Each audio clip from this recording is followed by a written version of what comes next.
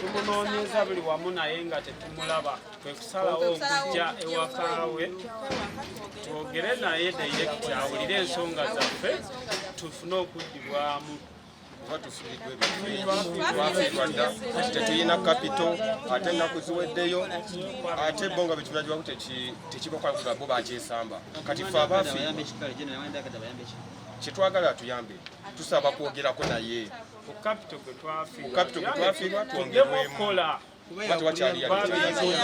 abacapati nkoko bafumba mmere bonna teri n'omu yafuna twafiirwa ate nga twasaamu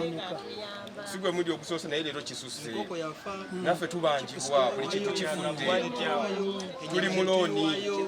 saawa zino njogera ali ku ofiisi kitegere si byagamba muno kibi kyali ku ofiisi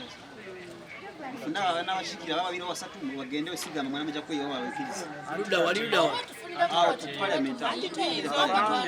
tosobola okujja wa prime minister nga tonayita mu ofiisi yani yahira roneki oyo gwe bateekako nga minisita okuhandolinga ki ebintu byazitaasi kati osookera eri wansi mu ofiisi ya mistani hira roneki onalebo era gwe muwandiikira kasita kireme eyo ogendere wani wa prime minister eyo office ebeera open 24/7 sebo tweyanziza era obadde mulambulukufu nnyo obadde nga amanyi olugendo lwaffe bwe lwali yebbaluwa gye twasooka okuwandiika naye nga mu office tabaamu okuva ku olwo tebali pulayinganga naye tuddamu okukola ng'ennaku z'omwezi 24 abantu bano beetaaga sense ze balina okuguza ebintu ate bagende mu sho bakole bwe bwenkanya bwe tusaba era tubeebaza nnyo olw'okuba nti n'omuntu aniriza bulungi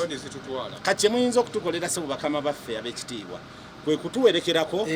ne tugenda ffenna ne tulaba nga tusobola okufuna obwenkanya abantu bano ne bayambibwa nange bandi wano sirina ansa